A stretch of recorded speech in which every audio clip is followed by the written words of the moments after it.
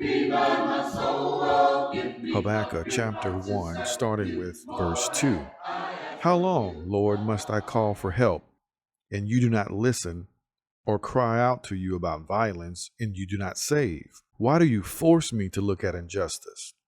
Why do you tolerate wrongdoing? Oppression and violence are right in front of me.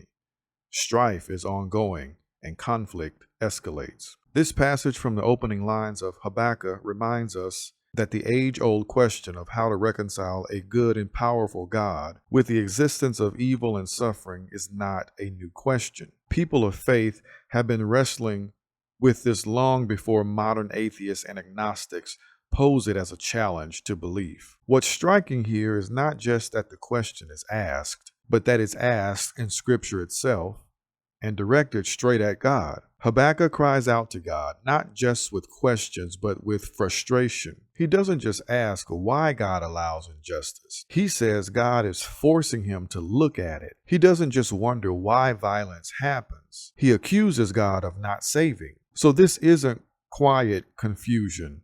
It's anguish, it's confrontation, and it's real. That tells us something important. God is not afraid of our questions. God does not reject us for struggling with what we see. Habakkuk's complaint is sacred enough to be recorded in the Holy Scriptures. So when people today express heartbreak, anger, or even accusations towards heaven over the injustice they witness, they're standing in the tradition of the prophets. And yet we also learn something else. While these questions are raw and urgent, they are not new. We often hear skeptics act as though the problem of evil is some newly discovered contradiction that should shock people out of their faith. But anyone who's read the Bible closely knows that the Bible itself is filled with people who cry out from the depths of grief, pain, confusion, and indignation. I once heard a debate between a Christian and a skeptic, where the skeptic thought they had found a gotcha question. He asked, "What would you do if God told you to do something horrific, like kill your own child?"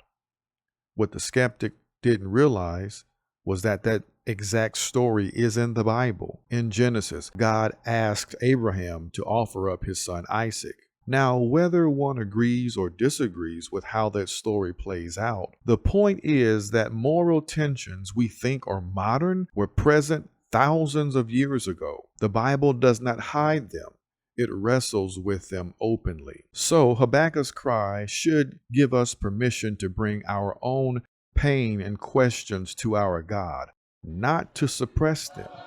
And it should remind us that faith is not the absence of struggle, but the decision to trust through that struggle.